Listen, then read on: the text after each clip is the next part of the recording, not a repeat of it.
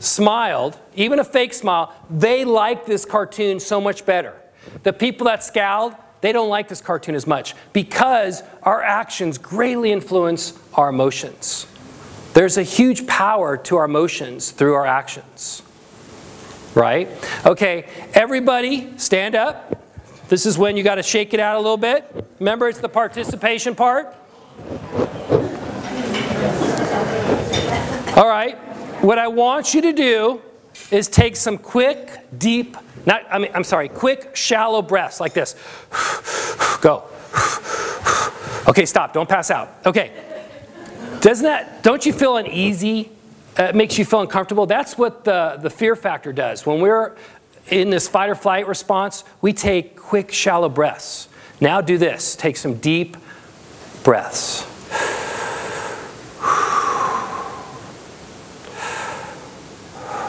Don't you feel good? It's because now you tell yourself, I feel safe. And that pushes your emotions in a certain direction. The power of breathing greatly impacts our emotions. And if I put you in the doggy Zen position, you would be very relaxed. Yes, this dog, it took months to learn this position, but he's very relaxed. Okay, you can sit down. Thank you very much. The power of images.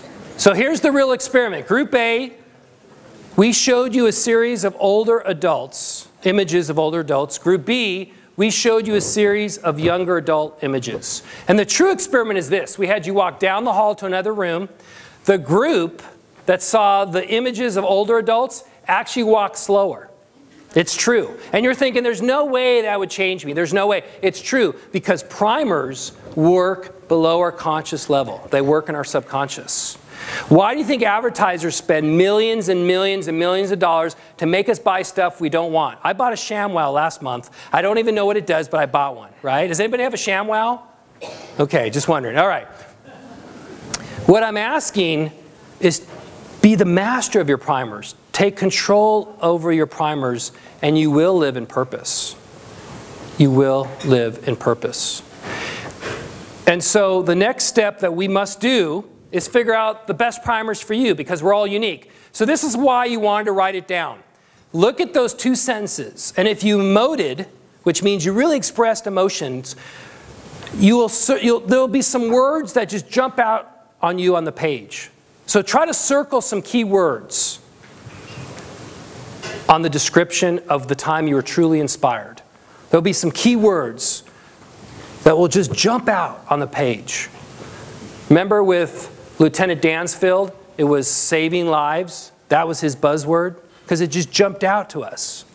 So what is a key word or buzzwords that are jumping out? And I am coming in the audience. I'm going to ask for some buzzwords, so be prepared. Okay, here we go. Are you ready? Just give me a buzzwords. Just one. I'm sorry, I don't have one. Okay, you don't have one. All right. Buzzwords. Relating to?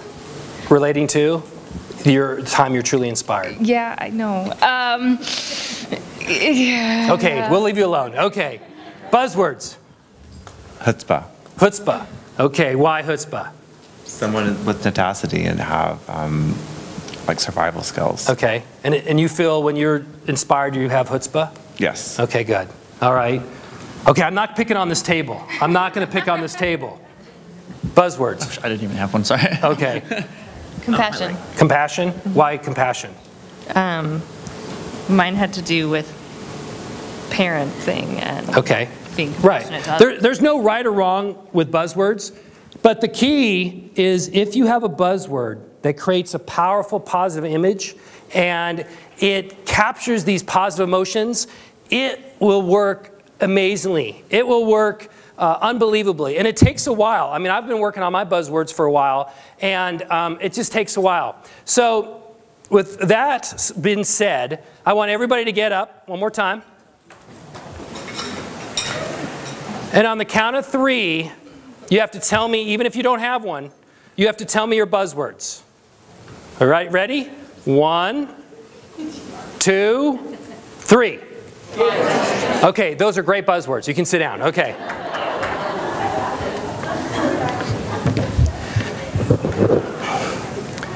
And given that you told me your buzzwords, let me tell you mine. And my story happened about 10 years ago. Millbrook School. It's this upper state prep school in upper state New York.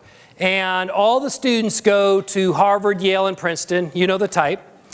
And they all have to play 2 sports at this school. But most of them can't even play 1 sport. So you know the type. And I was talking about emotional toughness, and I'm in this chapel, and as I'm talking about emotional toughness, they're all looking at me like this, like you're doing right now. And I literally went outside my body and said, Greg, you're doing a great job. Hang in there. Way to go. That's the time I was so inspired, and I had to ask myself why. Why was I inspired? And it's because I was just sharing my knowledge with them, and I was creating a meaningful impact in their lives. And that made the most different, the great difference in my life. And that basically showed me that I can live in purpose. And I also had to discover why I burn out. What makes me burn out? And it's because I'm trying to prove myself. When I try to prove myself, it basically demotivates me, it uninspires me. And about 8 years ago, I got asked to be on local television to speak about Tiger Woods at the Masters. Remember when he was good?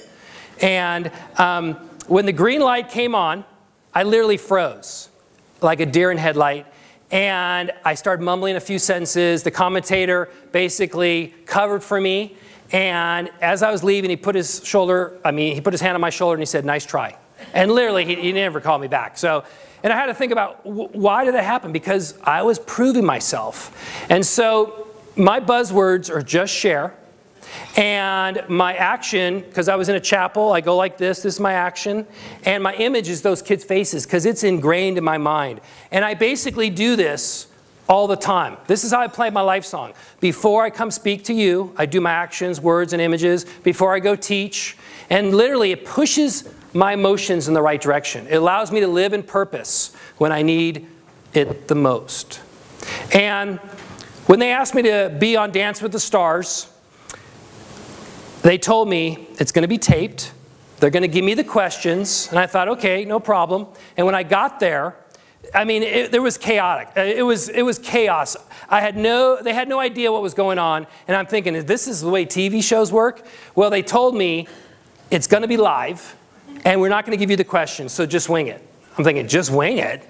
And so I said, okay, get in control of your emotions, because my emotions start getting out of whack, and I start getting all nervous.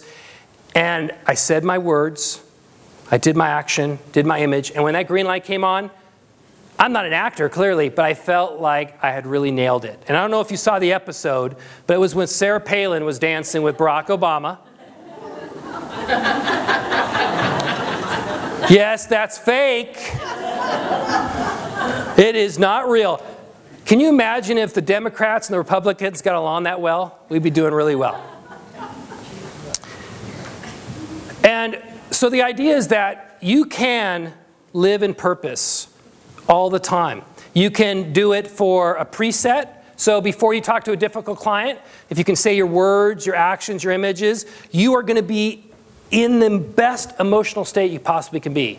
You can do it as a reset. You can basically, after a difficult client, you need some mechanism to let go of that negative baggage. And you can say your words, your actions, your images, and let go of all that negative baggage. Otherwise, it's like a bag of bricks that weighs you down.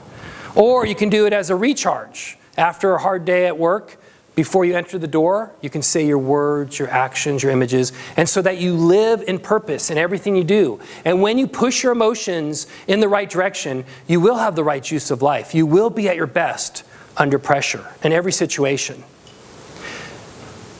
Because when you live in purpose, you are the most successful, you are the happiest you will be. That is a human truth. But I didn't discover that truth. In fact, I didn't even discover the stages of transcendence.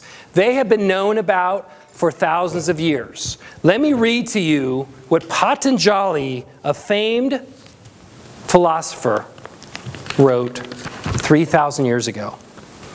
And he wrote these words: when you're inspired by some great purpose, some extraordinary project, all of your thoughts break their bonds. Your mind transcends limitations. Your consciousness expands in every direction, and you find yourself in a new and great, wonderful world. Dormant forces and talents come alive, and you discover yourself to be a far better person than you ever dreamt to be. He wrote that 3,000 years ago.